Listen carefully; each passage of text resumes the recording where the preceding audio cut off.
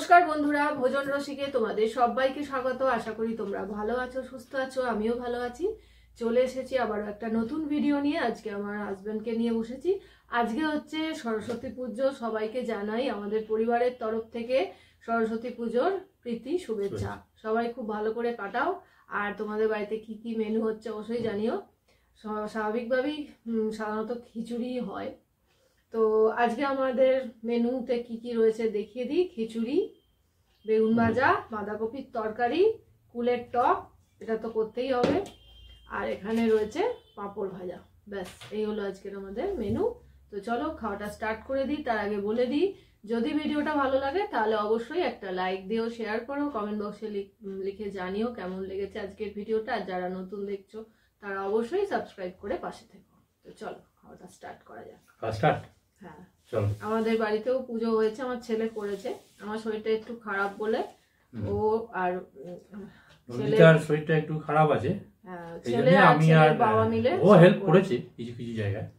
না, আমি পুজোর কাজে করতে পারিনি, কিন্তু ওরা দুজনে মিলে করেছে সব আর কি। তো যাই হোক, খাওয়া স্টার্ট করা যাক। আজকে তো সবার বাড়িতেই মনে হয় খিচুড়ি। First bite.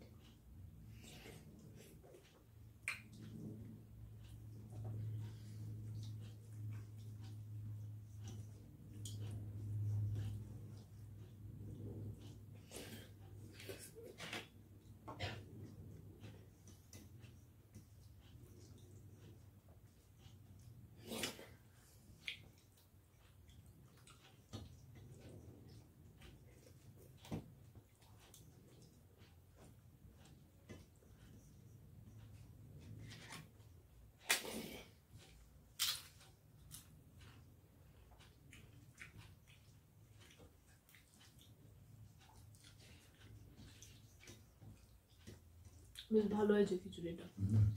খিচুড়ি খুব সুন্দর।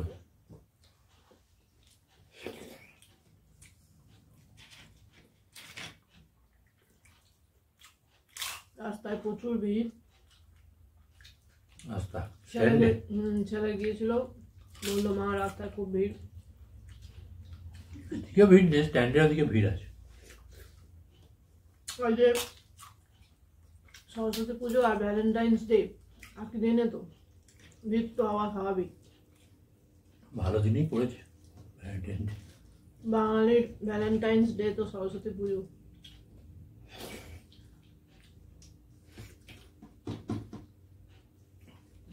সব নতুন শাড়ি টাড়ি পরে ছোট ছোট মেয়েরা, ভালো লাগে দেখতে।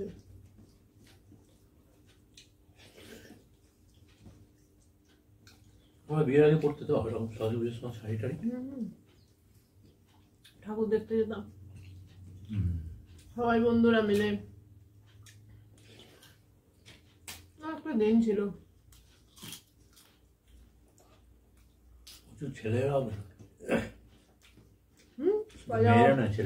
পাজামা পাঞ্জাবি পরে কার্তিক সেজে বেরোয়, তাই তো? এখন কার্তিক সেজে না, এখন শাহরুখ খান সেজে বেরোয়।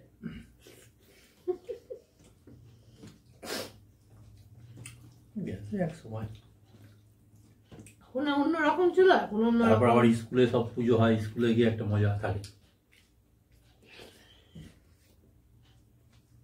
তখন একরকম, এখন একরকম, যুগ পাল্টাচ্ছে। আবার কি ভালোই লাগবে।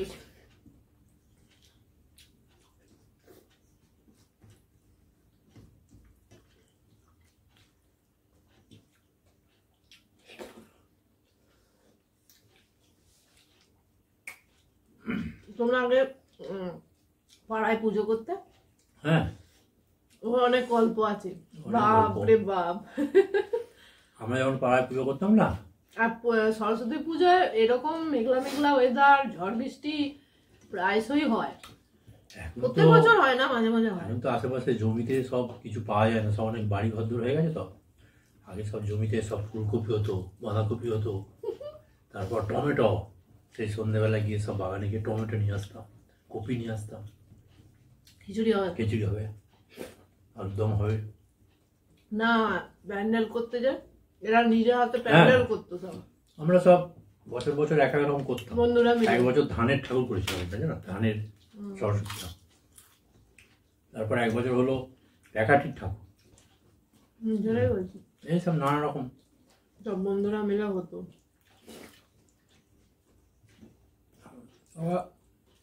প্রায় আমাদের যখন প্যাকাঠির কোনো কাজ হতো না, প্যাকাঠির একটা দোতলা বাড়ি হয়েছিল, আমাদেরই বাড়ির সামনে হয়েছিল।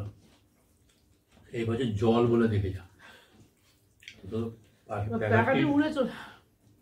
দোতলা বাড়ি একবার ভাসছে জলে, কিচ্ছু করার নেই, ধোঁয়াশ খেতে মরলাম। এই কত খাটনি, কত পরিশ্রম করে প্যান্ডেল বানানো হয়। তখন তো নিজেরাই, পাড়ার ছেলেরা সবাই মিলে নিজেরাই প্যান্ডেল, তো এখন যেমন লোক আছে সব বানিয়ে দিয়ে যায়।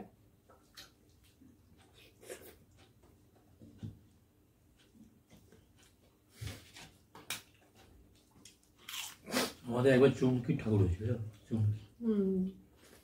চুমকি দিয়ে ঠাকুর নিজেরাই সব করতে তো।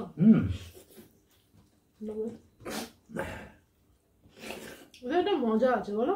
আর মেন শিল্পী ছিল অমরদা। না বলছি ওতে একটা মজা আছে না। ওই ঠুকুদের বাড়ির দোতলা ছাদে সব সারা পাড়া প্যাকেট কিনতো,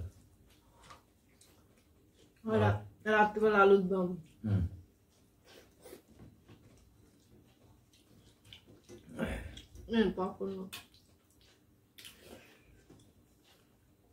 খিচুড়ি গরম হয়নি তো? ঠিক আছে, এক্সট্রা আর কিছু নেই আমি আর লাগবে নাকি?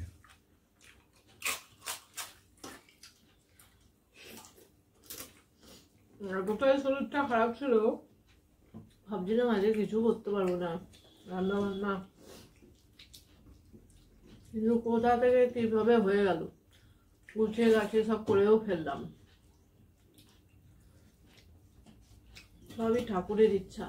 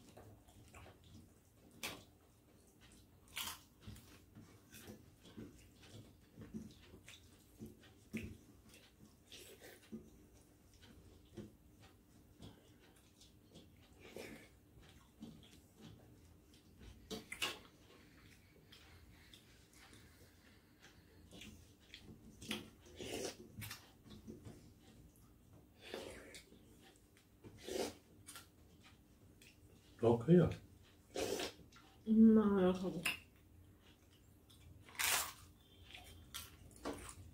অল্প একটু খাবো। ফুলগুলো যা টক।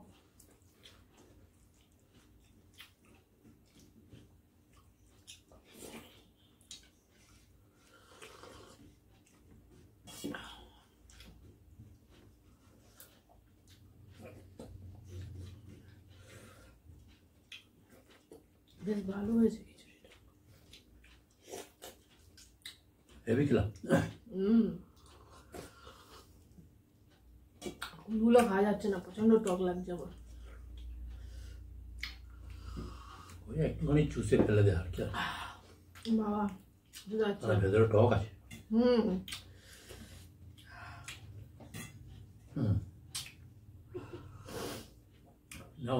হ্যাঁ, তো খাওয়া কমপ্লিট, দারুণ খেলাম আজকে তৃপ্তি করে। তো যাই হোক, এখানেই শেষ করছি ভিডিওটা। নেক্সট আবার নতুন মেনু নিয়ে তোমাদের সামনে হাজির হয়ে যাব। ভালো থেকো, সুস্থ থেকো, টাটা।